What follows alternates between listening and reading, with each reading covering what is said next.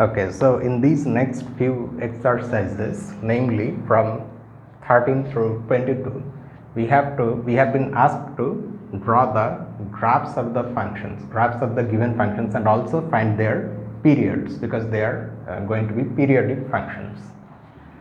Now graphs we are not going to draw here, of course. That's because in the text itself it has been said that we have to use some sort of electronic graphing device, some graphing calculator for that, which if you don't have, like me, then you can visit this site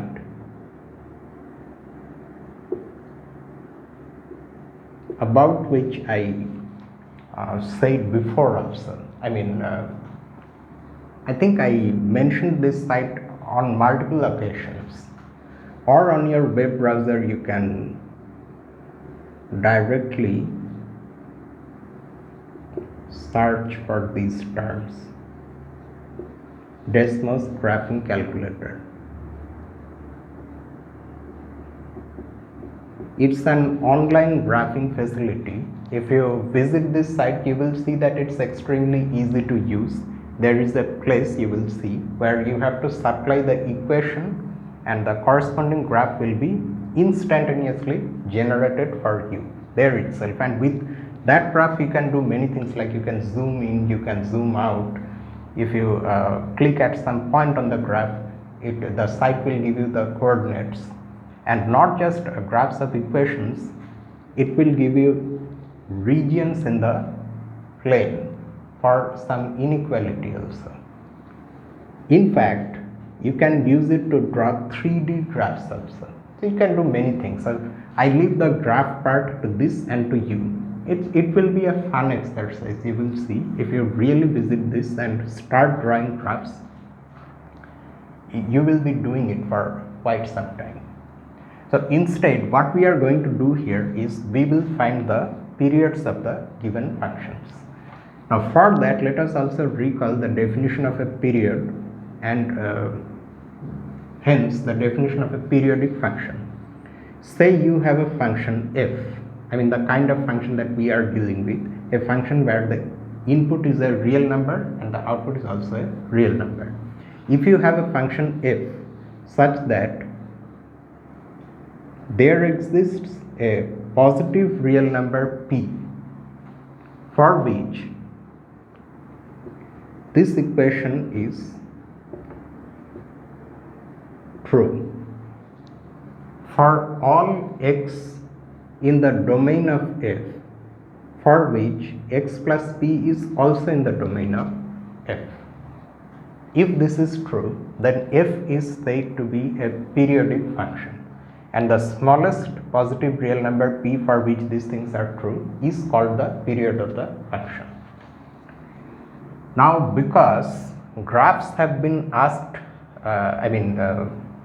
we are supposed to draw the graph first, and then from the graph we have to figure out the period for a given function, say for example for sine 2x.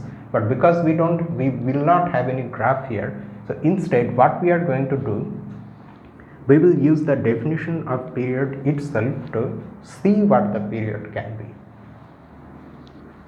So let's see the solution to this first one. We won't even mention in the solution that we are not drawing the graph, okay, because you are supposed to have the graph for yourself, and that will appear here. At least you have to write something that, okay, we have drawn the graph in our graphing calculator and we have found these things.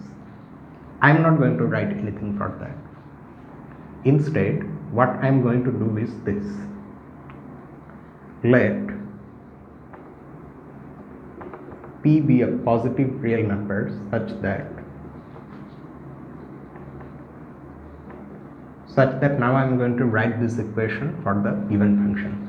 Now our given function in this one, in the 13th one, is not just a simple sine function. It's the composition of the sine function and the function which doubles every input, that is, it maps x onto 2x. So if we write the left hand side, we will get sine 2x plus p and the right hand side of course is sine 2x. Now I said that this equation should be considered for all those values of x in the domain of f for which x plus b is also in the domain of f. Now because the domain of this final composition, this composite function, is the entire set of real numbers, and for any real number x, x plus b is also a real number. So actually there is no restriction on x here other than the fact that it's a real number. So we are going to write such that this for all real numbers x, that is for all x belonging to the set of real numbers. Now after this what we are going to do is we are going to use the sine a plus b formula, and then from that we will try to figure out what the smallest positive p can be.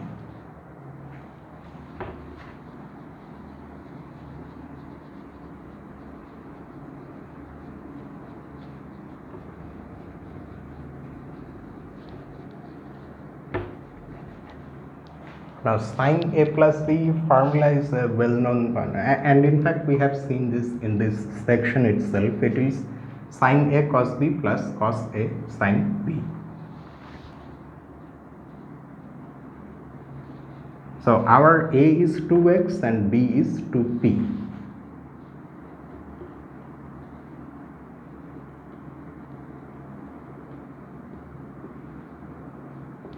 Plus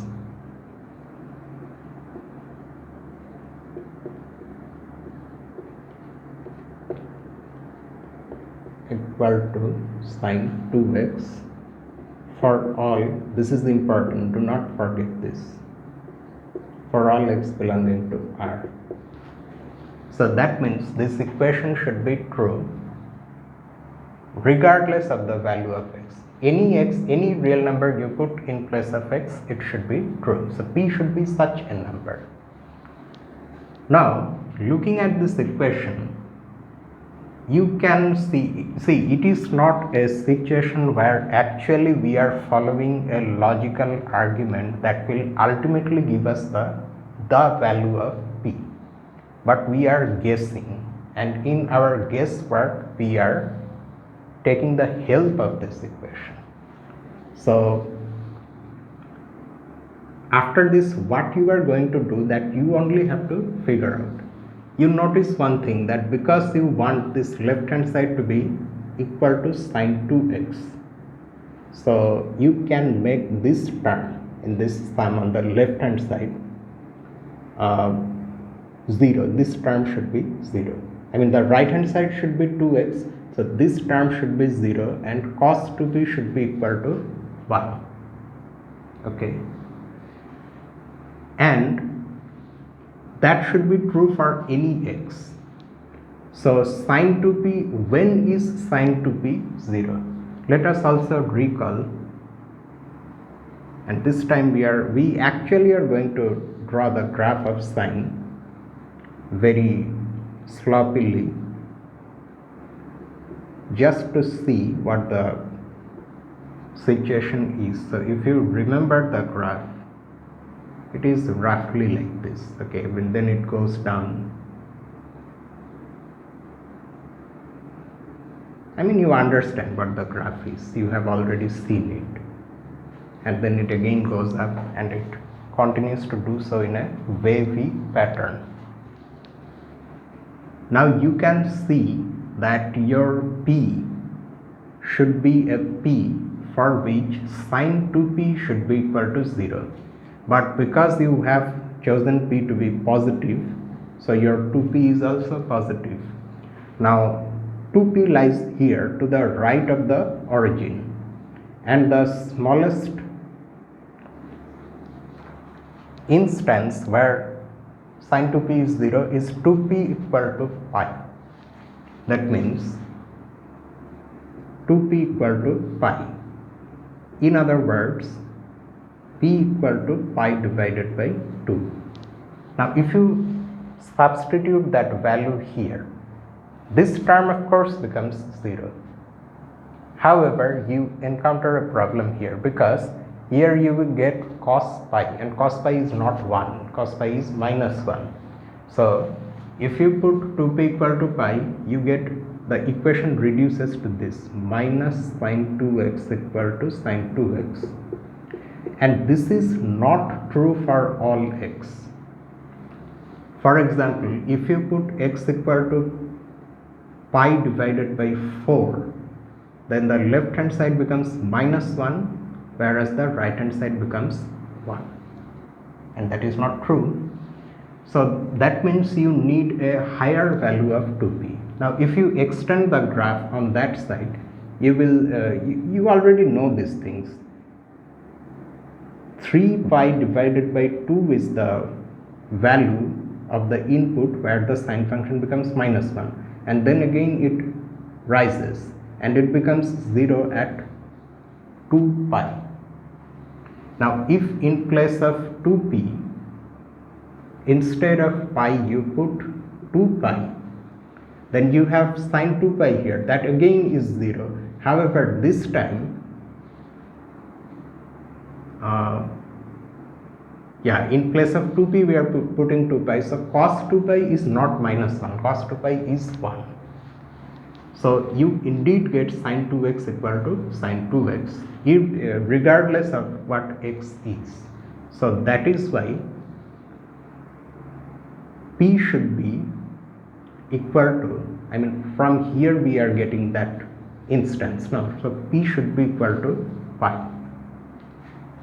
So we write these things, and this is why I said that it's not that you are solving this equation and then getting the answer. You have to guess the thing.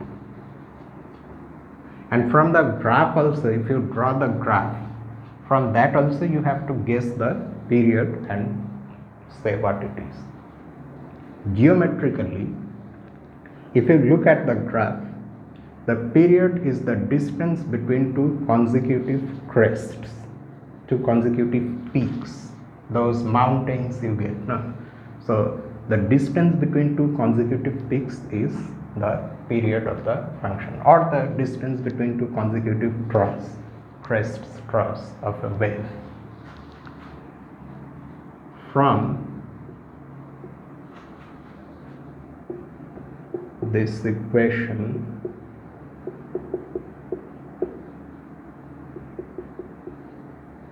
we can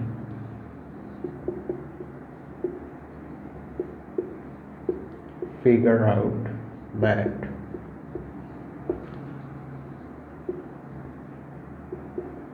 the period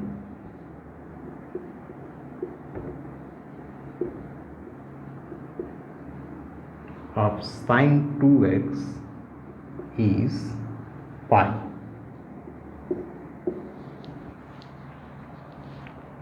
What that means is that pi is the smallest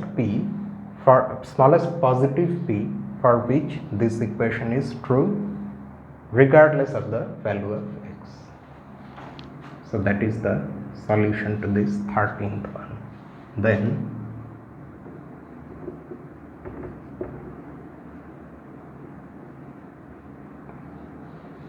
in the 14th one, something else is given. Again sine function, but sine x divided by 2.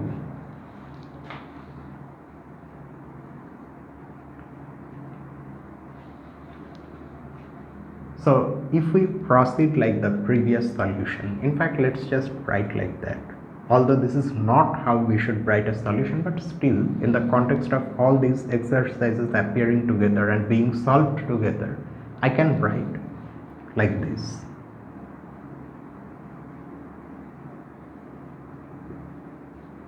Proceeding like the previous solution.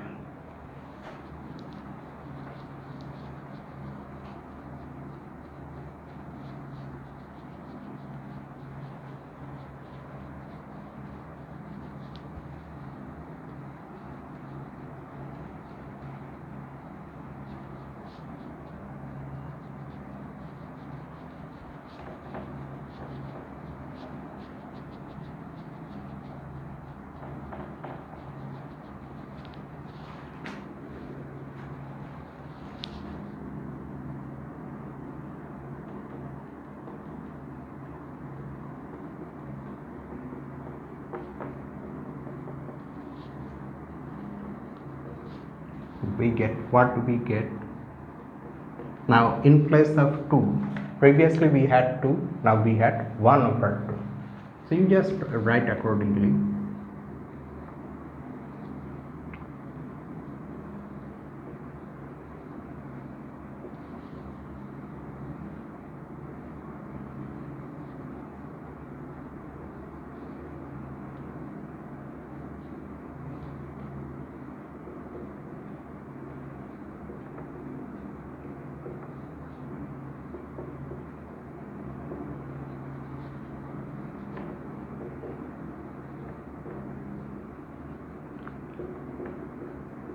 Here also, like the previous one, there is no restriction on the input other than the fact that it's a real number. So for all x belonging to R.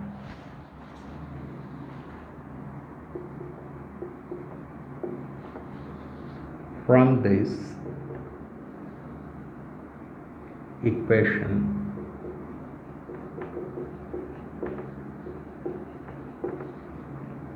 one finds out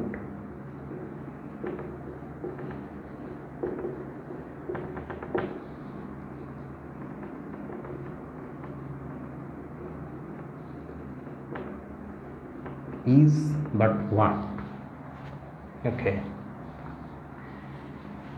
so just if we apply the similar argument here on this equation, what do we get?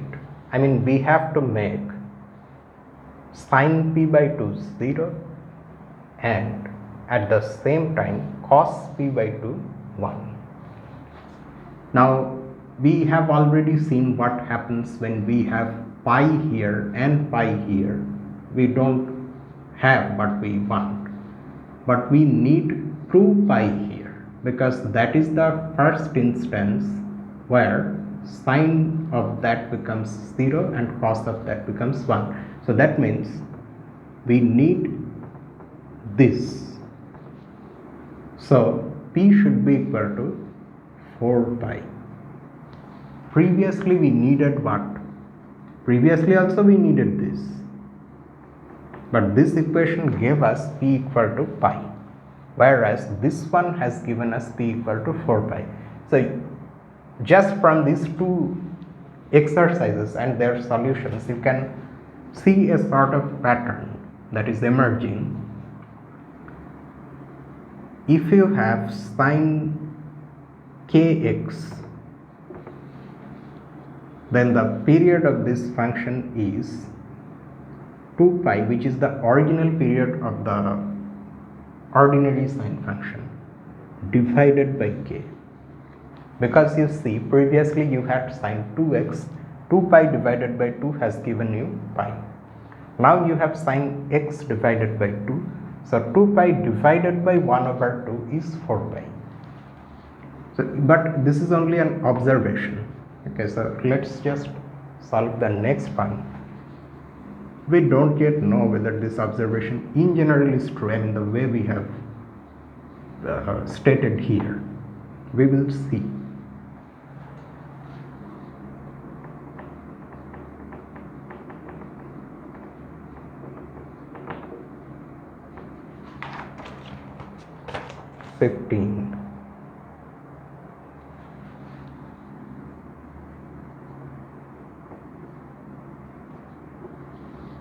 Okay, now pi itself is given here. So that means according to that observation, and if all the things are, of course that one was stated for sine kx, but we can expect that a similar one also is true for cos kx, where the period will be 2 pi divided by k. But then according to that, the period of this one should be 2 pi divided by pi, that is 2. We will see whether that really is the case or not.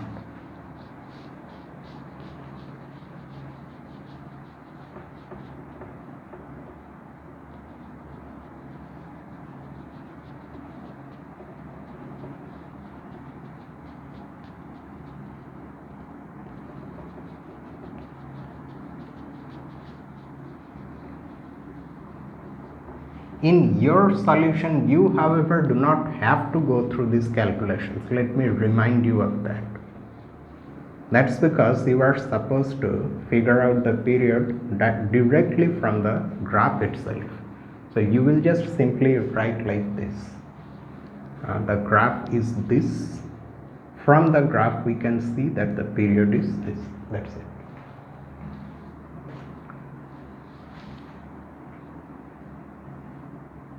Now here I am going to be even more sketchy. So what I will do, I will just simply write that equation. And I can be sketchy because ideally you should not write these things. From the graph itself you have to just directly write the period. So all these things actually should not appear. So this time we have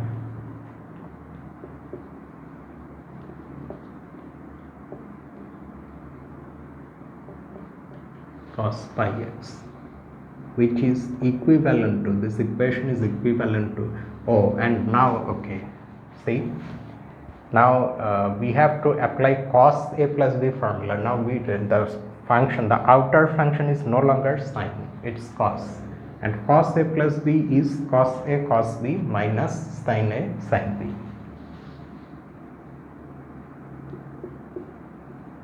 Cos pi x cos pi p minus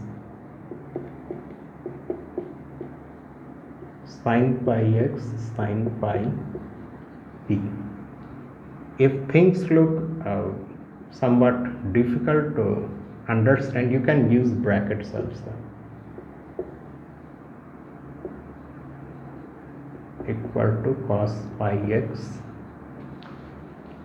for all x belonging to R. Yeah, this part is like before. For the cosine function also, the domain is the entire set of real numbers, just like sine. Okay, now what? Now the equation has changed, so the way we figured out the periods previously, that will also change. So now what do we want? We do not have cos in this second term on the left hand side, so that means we have to make this vanish. So we have to make this one 0. Now in the previous calculation also you could have asked, okay, why do we not make this one 0? That is because we want this thing to happen for all x belonging to R. So we cannot do anything with this sin pi x. It has to stay like sin pi x and still the equation has to be true. So we only have to make this one 0. And now the situation is, although it's different, but still it's similar to the previous one. You have to find the smallest p for which sin pi p is 0 and at the same time cos pi p is 1. So you cannot put p equal to 1 over 2. Well, of course you cannot put p equal to 1 over 2. I don't know why I said that. You cannot put, what is important for us is that you cannot put p equal to 1. Putting p equal to 1, you are getting sin pi equal to 0, but then again cos pi becomes minus 1 and the same problem occurs. So that's why the smallest p here is p equal to 2. Because sin 2 pi is 0 and cos 2 pi is 1, and we are not doing anything with x. So whatever p we are choosing here, that is, we are choosing that for all x, no matter what x is. So from the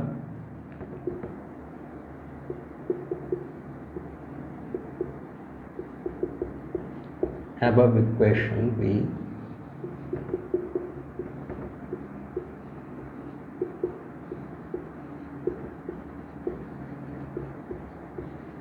that the period of the function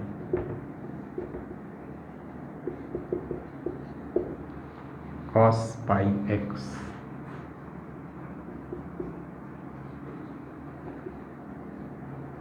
is 2. And to even better understand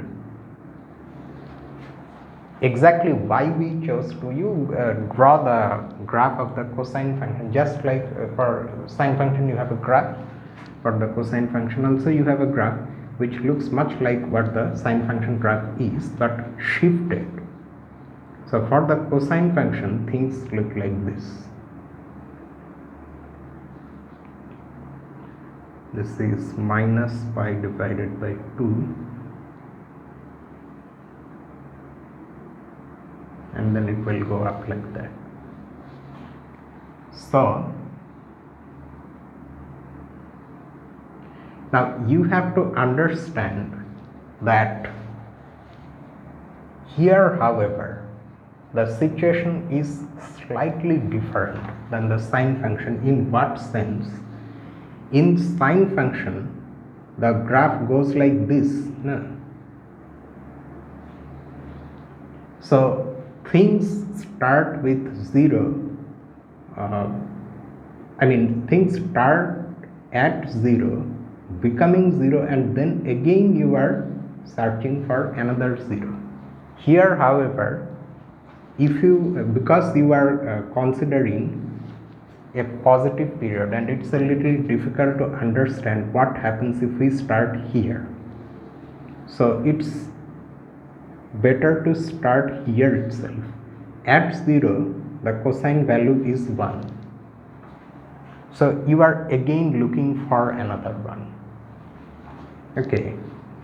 So that one you will get only if you take,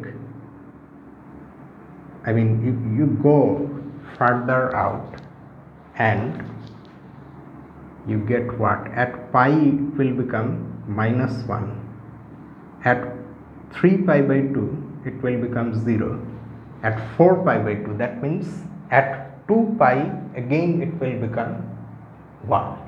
So that is why, just like sine, the cosine function, the ordinary cosine function also has period 2 pi, and that is why 2 pi is the first value where we want, the things happen that we are seeking.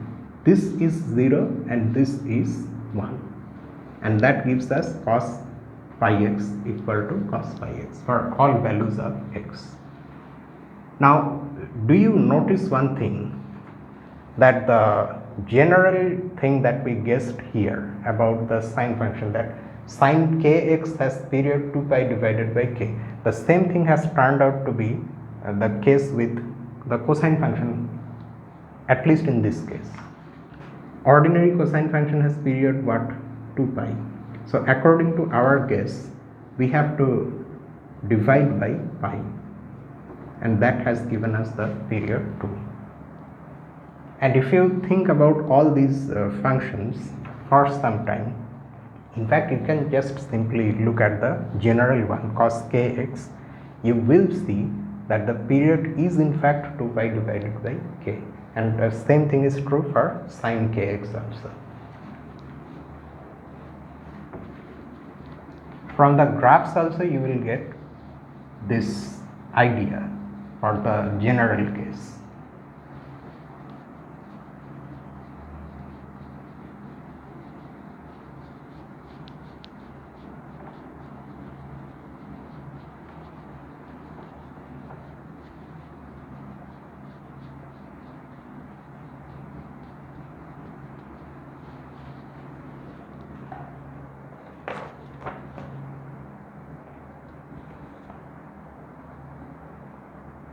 Next, 16.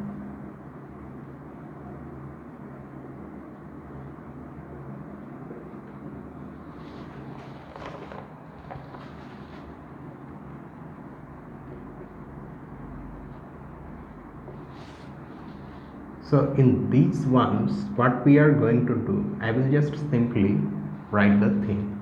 I leave it to you to verify that if one follows similar arguments in these cases also, one will get the according result. So I just simply write the period is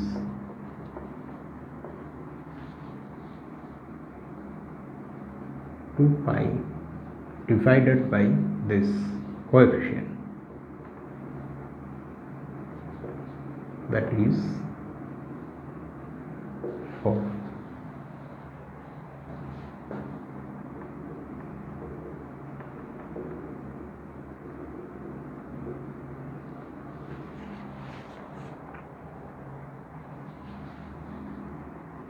Minus sine pi x divided by 3.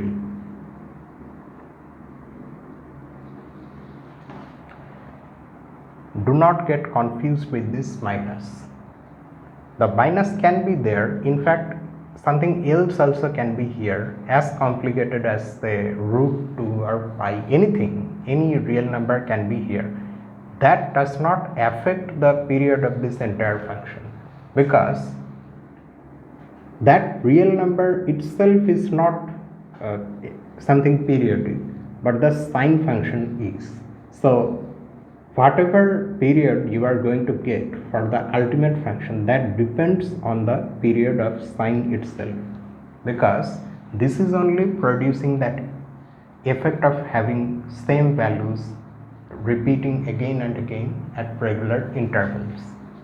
So this minus sign or minus 1, this extra thing actually does not affect anything. So what I am saying is that the period of minus sine pi x by 3 is equal to the period of sine pi x by 3.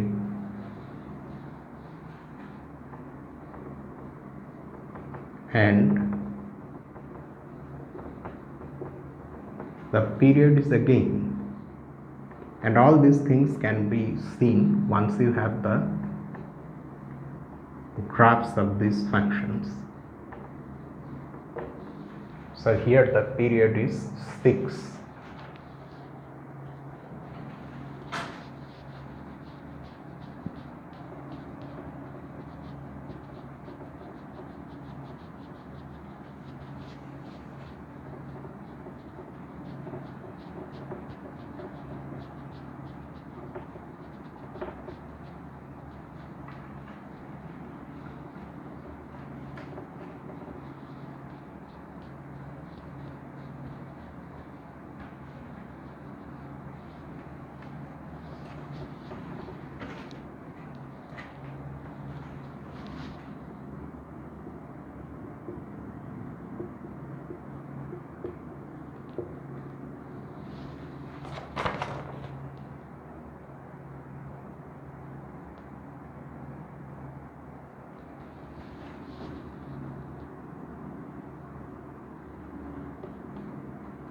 Minus cos 2 by x.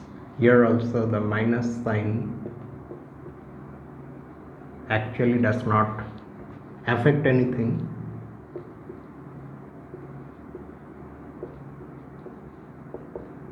And the period here is 2 pi divided by that coefficient 2 pi, that means 1. So here in these solutions I am just simply providing you with the final answer.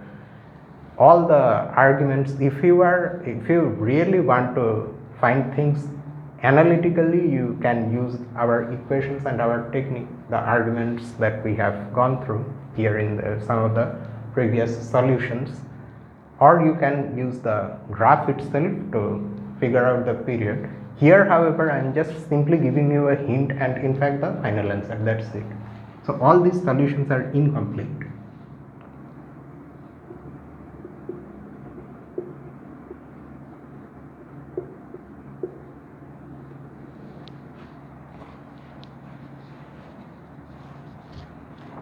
Okay, for this one then,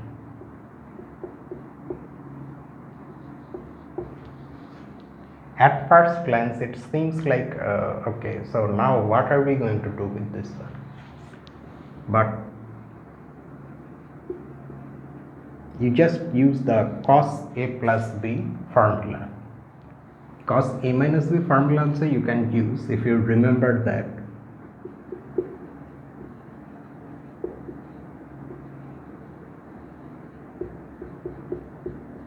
Doing that will simplify the function. it is cos x cos pi by 2 plus sin x sin pi by 2. When you have minus here in the cosine formula, you have plus in between the two terms. When you have plus here, you have minus. That means cos a plus b is cos a cos b minus sin a sin b, and cos a minus b is cos a cos b plus sin a sin b.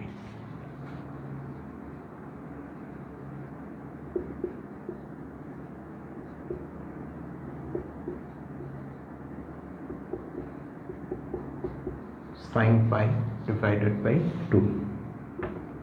Cos pi divided by 2 is 0 and sin pi divided by 2 is 1. So this is nothing but our ordinary sin x. So the period is 2 pi. This is something we already know. So this solution is not incomplete, it is complete. Next,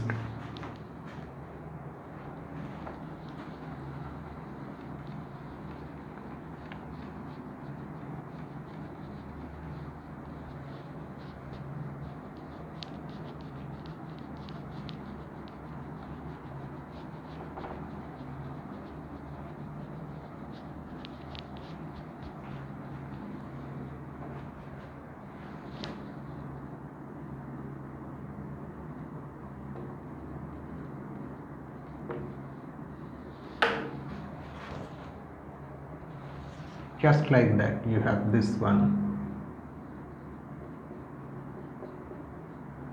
sin x plus pi by 2.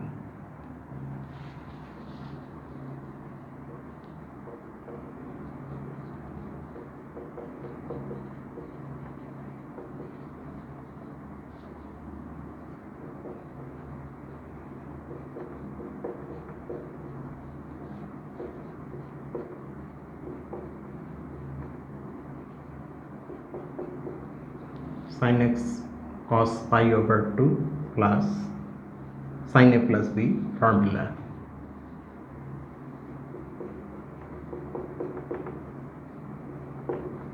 So this becomes 0 and this one is 1, so cos x.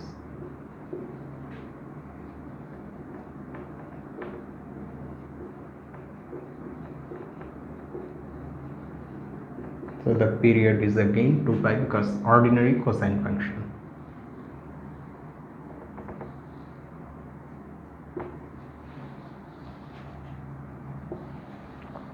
Next,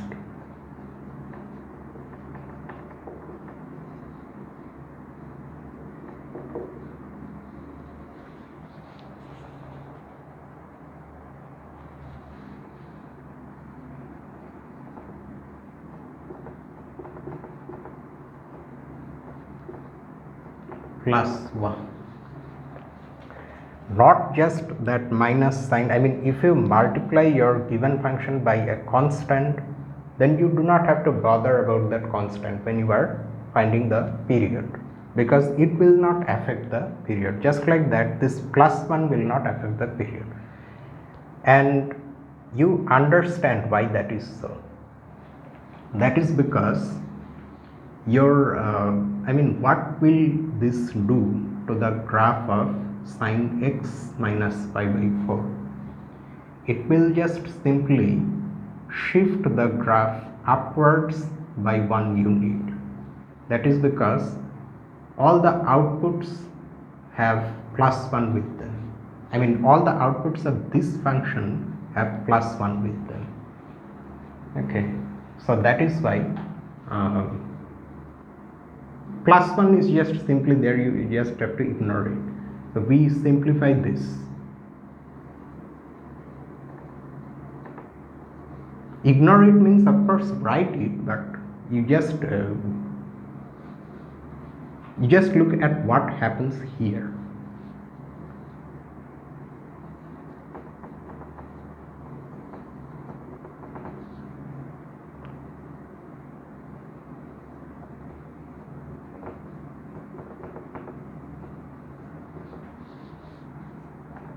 Sin a minus b. sin x cos pi over 4 minus cos x sin pi over 4.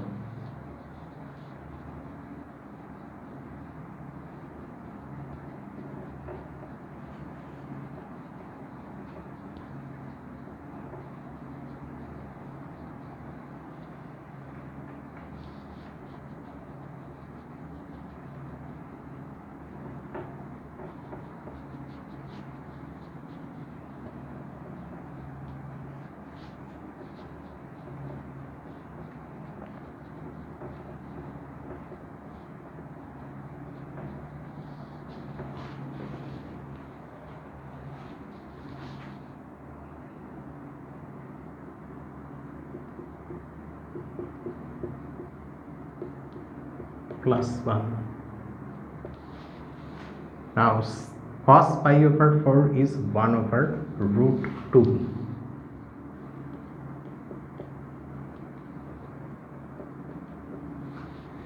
And sin pi over 4 is also 1 over root 2.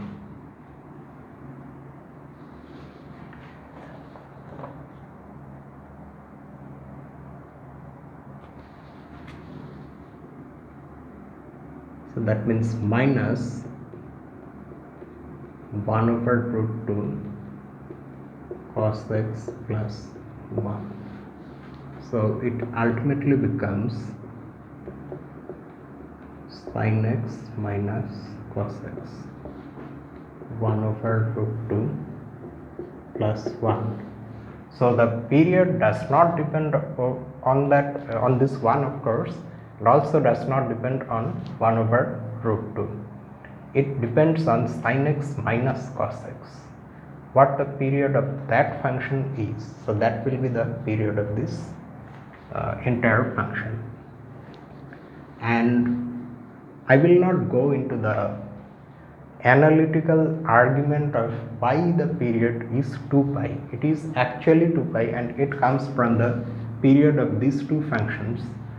But I will ask you to look at its graph, and from the graph itself you can figure out the period. You can probably understand one thing, that the more complicated your function is, the more complicated your analytical procedure will also be that you are using to find the period. So instead you should in fact ultimately depend on the graph itself to see what the period is.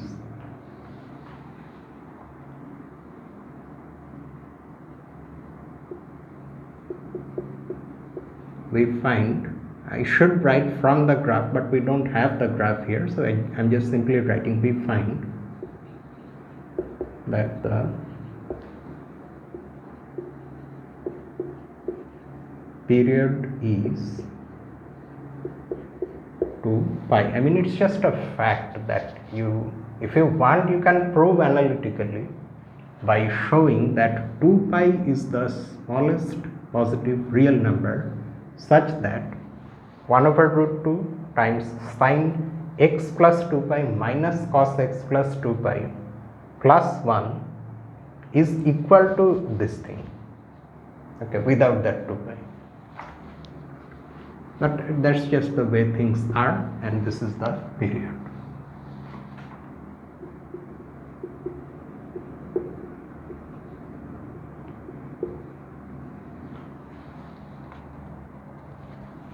Here you have this.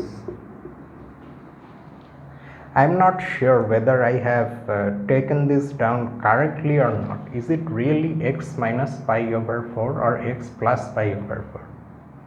I hope this is correct, because if it is x plus pi over 4, then you will get sin x plus cos x. Anyway, you just verify whether it's correct or not. If not, then please correct it. And for this one also, you can similarly simplify, and you will see that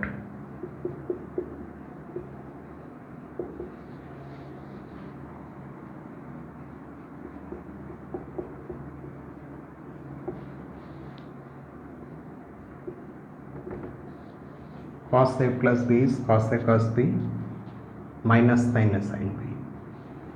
So this time again doing a similar calculation, you will have cos x minus sin x.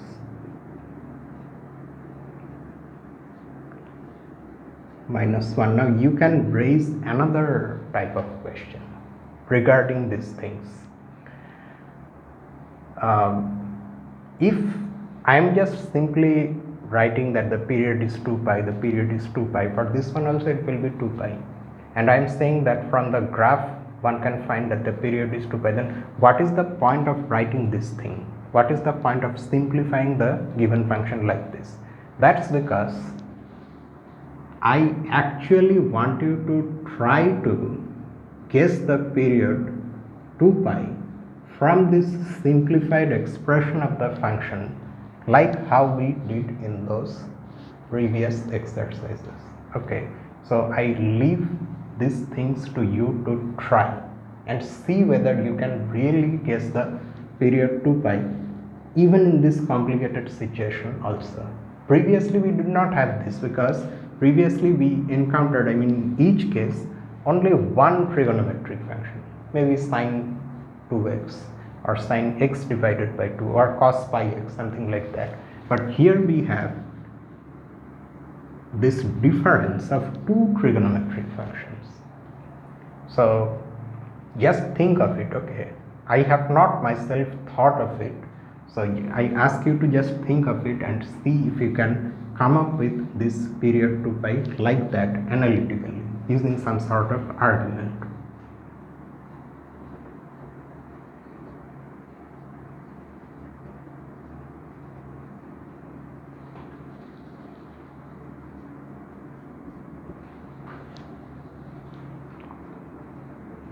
And even if you do not find any such analytical argument, just know that all the periods are supposed to be figured out from the graphs actually, which we are not doing. That's why we are facing these problems.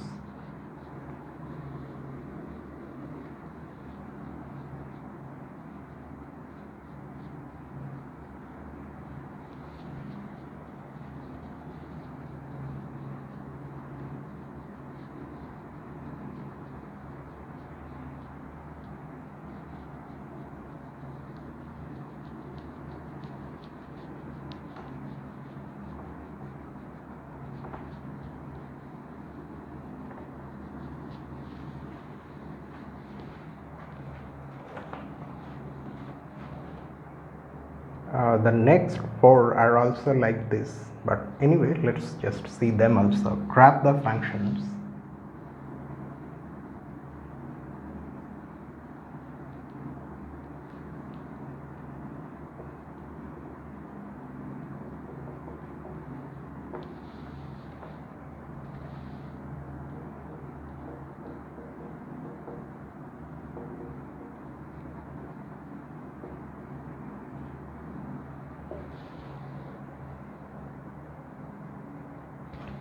In the ST plane, or in the TS plane.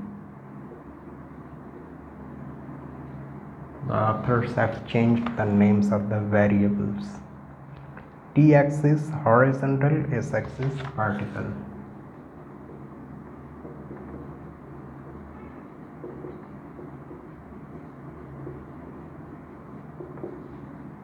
S-axis vertical.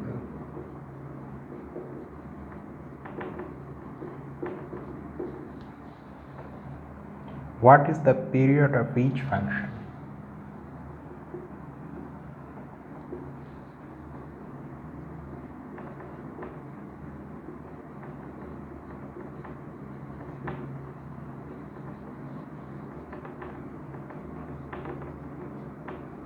And additionally, what symmetries do the graphs have?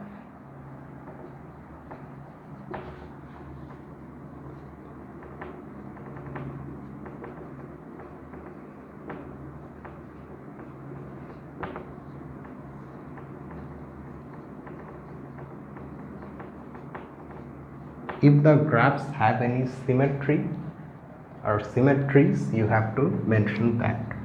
So again, drawing graphs and finding any symmetries that they may possess, that I leave to you.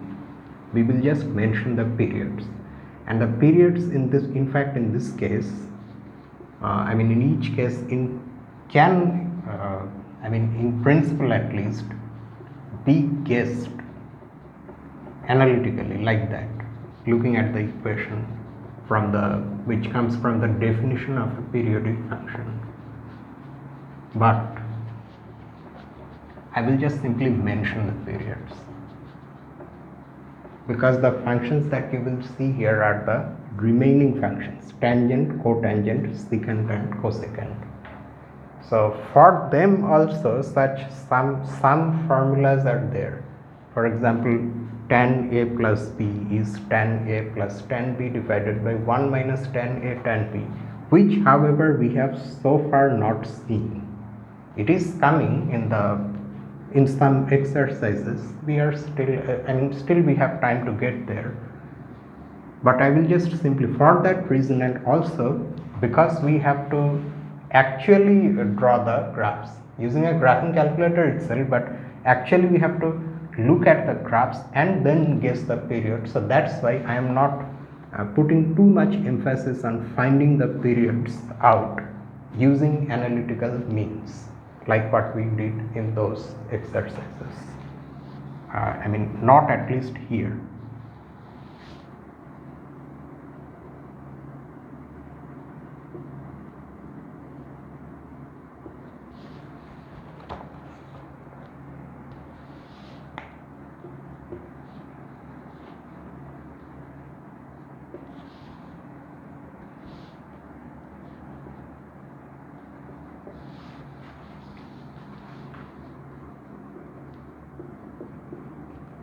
Just like sine and cosine, here also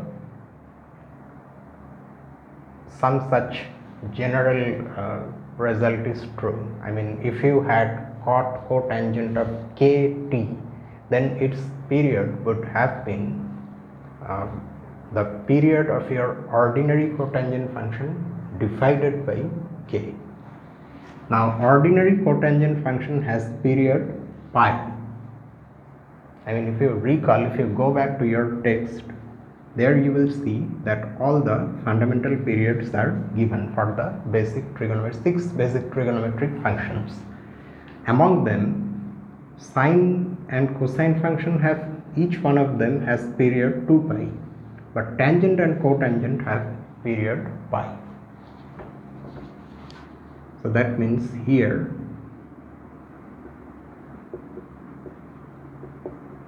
the period is pi divided by this 2, that means pi over 2, because our function now is not ordinary cotangent but the composition of cotangent and the function that doubles every input.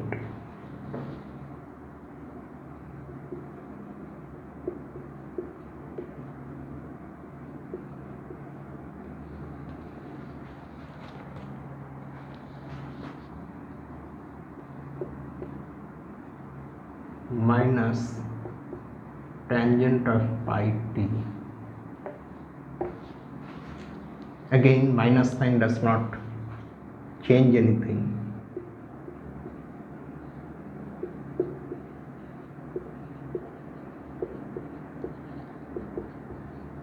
Period is the period of ordinary tangent function, which is pi, divided by this coefficient, which is also pi. That means here the period is 1.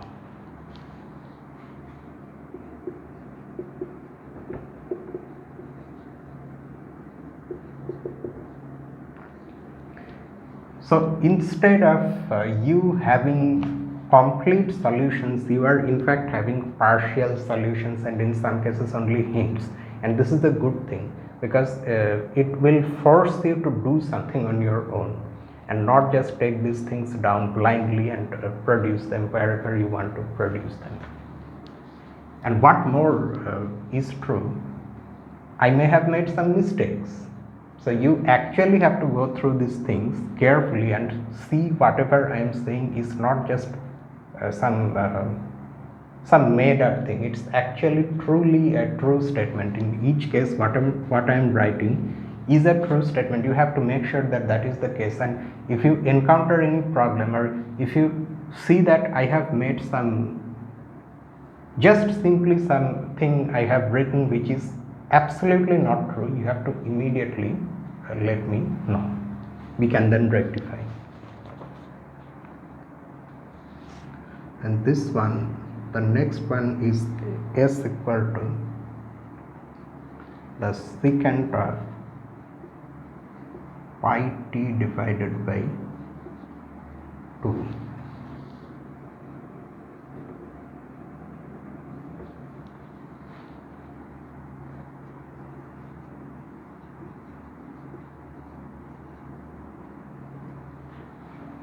For the secant function also,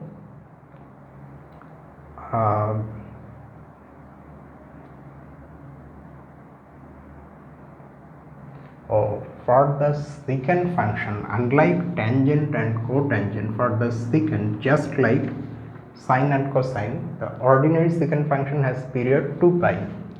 So the period of this one is this, that is 4. And finally there is one more, after which we will stop.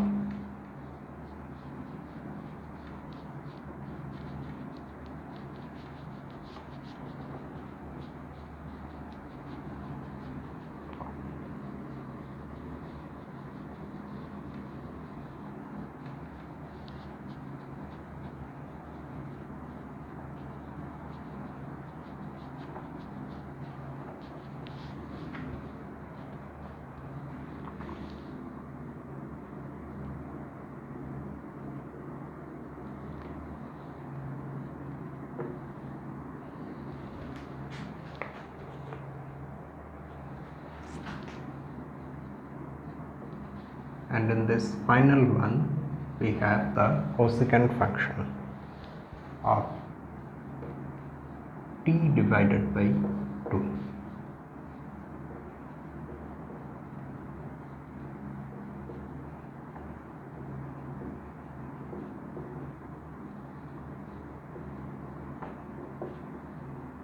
The period is, in this case, again 2 pi divided by the coefficient, that is 4 pi. And that's just it for tonight. Now before I actually end the video, let me just draw your attention to something in calculus. If you have seen real analysis videos along with these videos, just know that real analysis actually is just calculus, but where we look at the things with much more rigor than is available in calculus. And the reason for that is, I think I said that in the previous calculus video itself. At this stage, we are really not using the entirety of the system of real numbers. I mean, not all its properties, and especially that completeness property which has been mentioned in the very beginning of this book, that we have just simply been informed that there is something like that. And that's just it. We have been asked to also forget about it. And because of that, throughout calculus, when you go through the things, I mean, the authors are not encouraging you to be less rigorous.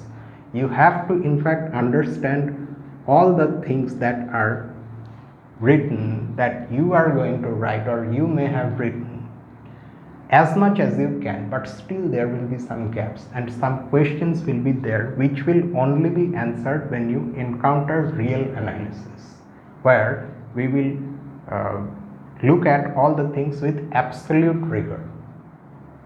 Okay, so many things you will see that I cannot put my finger on what the actual issue is, but you will also feel the more you study calculus, you are understanding all the things, you start learning differentiation, integration, using which you can solve many scientific problems, but still something will be there in the back of your mind. Okay, why are these things true? Some such questions will be there, but do not get disturbed by those questions. The answers you will get in real analysis, which is somewhat at a higher level or deeper level, however you may want to look at it. So here in calculus, the more important thing than to absolutely understand the reason behind everything, the more important thing than that is to master the techniques. Then once you have mastered the techniques, then you will go back in real analysis to these same things, and there you will see why all the techniques work and why things are like this. Okay, so it is a little less rigorous than analysis. In analysis, we will just there is no, we won't restrict ourselves. We can ask any sort of question there that may arise, and we will answer. Generally all the answers are available there. So with that, I end this video. If you want to say something about it, about all these things, you can write in the comment section below, or you can mail me at my usual address. You will find the link in the description. Now, having said that, what is our next update is on Friday. So on Friday we are again going to go to vector spaces. So that's just it. So I wrap things up for tonight. See you on Friday with vector spaces. Until then, this is me, Lucifer, from a mathematical room. Have a nice night.